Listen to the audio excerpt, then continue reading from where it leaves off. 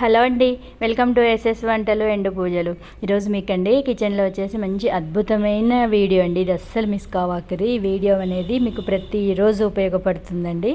మనం మామూలుగా white rice వండుకుంటాముగా, అలా కాకుండా మీకు మిల్లెట్స్తోనే రకరకాల మిల్లెట్స్తోనండి రోజు అన్నం ఈ విధంగా వండుకుంటే వేరే మీకు ఏమీ చేయాల్సిన అవసరం లేదండి. మిల్లెట్స్ దోశని ఇన్ని గంటలు నానబెట్టాలి అన్నీ అట్లా ఏం లేకుండా మీకు మొత్తం క్లారిటీతో ప్రతిరోజు ఇలా మిల్లెట్స్ అనేది ఎలా వాడుకోవాలనేది ఈ వీడియోలో మీకు నేను చూపిస్తాను.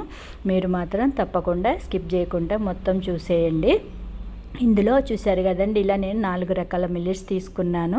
ఇవండి 4 రకాల మిల్లెట్స్, బియ్యము అన్నీ కలిపి ఏ విధంగా క్వాంటిటీతోని కలుపుకొని రోజు అన్నం వండుకోవాలనేది నేను ఈ వీడియోలో మీకు చూపిస్తాను. అస్సలు మిస్ చేసుకోవాకండి. ఈ విధంగా ఒకసారి మీరు కలుపుకొని ఒక టిఫిన్లో పోసేసుకొని పెట్టుకున్నారంటే ప్రతిరోజు మనం బియ్యాన్ని ఏ విధంగా వాడుకుంటామో అదేవిధంగా ఇవి రోజు వండుకున్నారంటే అసలు వేరే మీకు ఏ మిల్లెట్స్తోని నానబెట్టేసుకొని ఇవి చేసుకోవాలి అవి చేసుకోవాలి అనేది లేకుండా ఈ విధంగా వాడుకున్నారంటే చాలా ఉపయోగపడుతుందండి. హెల్త్కు మాత్రం చాలా అంటే చాలా మంచిది. షుగర్ పేషెంట్స్కి అయితే అసలు ఇది ఇంకా సూపర్ అని చెప్పవచ్చు.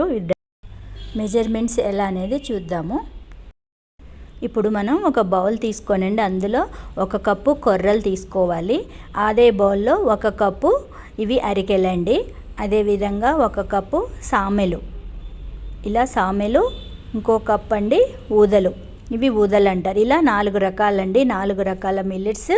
ముందు 4 కప్పులు మీరు తీసుకున్నారనుకో, దీనికి 4 కప్పుల బియ్యం కలుపుకోండి.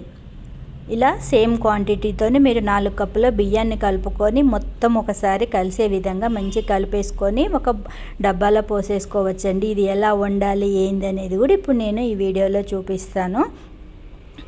దాన్ని మొత్తం ఈ విధంగా అంతా కలిసే విధంగా కలుపుకున్న తర్వాత అండి నేను 1 కప్పు తీసుకొని మీకు వండి చూపిస్తాను. మీరు అదే క్వాంటిటీతోని మీరు మెజర్మెంట్స్ అంటే కరెక్ట్గా చేసేసుకోండి. నేను ఏ కప్పుతో చేసుకున్నానో అదే కప్పుతోని 1 కప్పు మీకు అన్నం వండి చూపిస్తున్నాను.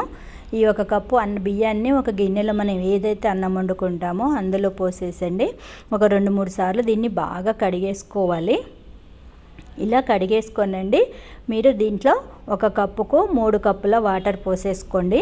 మంచి పొడి పొడిగా వచ్చేస్తుంది. ఇలా 1 కప్పుకు 3 కప్పుల వాటర్, ఇదొకటి గుర్తుపెట్టుకోండి. తర్వాత మూత పెట్టి కనీసం దీన్ని ఎంత వీలైతే అంత మినిమం 1 గంటైనా నానబెట్టేసుకోండి. 3 విజిల్స్ వచ్చేంత వరకు దీన్ని ఉడికించుకుంటే చూశారు కదా మనకు రైస్ అనేది ఇలా ఉడికిపోతుంది. చూసారు కదా, మనం ఏ కూరైనా ప్రతిరోజు వైట్ రైస్ని ఏ విధంగా వాడుకుంటామో ఆ విధంగా ఈ అన్నాన్ని మీరు కలుపుకొని తిన్నారంటే అసలు చాలా అండి, హెల్త్కు మాత్రం చాలా మంచిది. ఒకసారి అయితే మీరు ఇలా ట్రై చేయండి. మీకు మిల్లెట్స్ చాలా ఎక్కువైనాయి అనిపించినప్పుడు అండి మీరు 1కి 1 బియ్యం కాకుండా 2 పోసేసుకోండి. అంటే 4 కప్పుల మిల్లెట్స్ తీసుకుంటే 8 కప్పులు మీరు రైస్ తీసుకోండి. అలా కొంచెం కొంచెం అలవాటు చేసుకుంటూ ప్రతిరోజు తీసుకున్నారంటే అసలు అన్ని రోగాలకు ఇది మంచి ట్రీట్మెంట్ అండి. వెనకట వాళ్ళు అంత బలంగా ఉన్నారంటే ఇలాంటివి తినబట్టేనండి.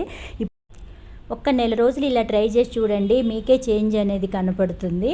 మీకు కనుక వీడియో నచ్చిందండి, నచ్చితే ఒక లైక్ చేయండి, షేర్ చేయండి, సబ్స్క్రైబ్ చేసుకోండి. అదేవిధంగా మీకు మంచిగా అనిపిస్తే మీ ఫ్రెండ్స్కి మీ చుట్టాలకు అందరికీ షేర్ చేయండి.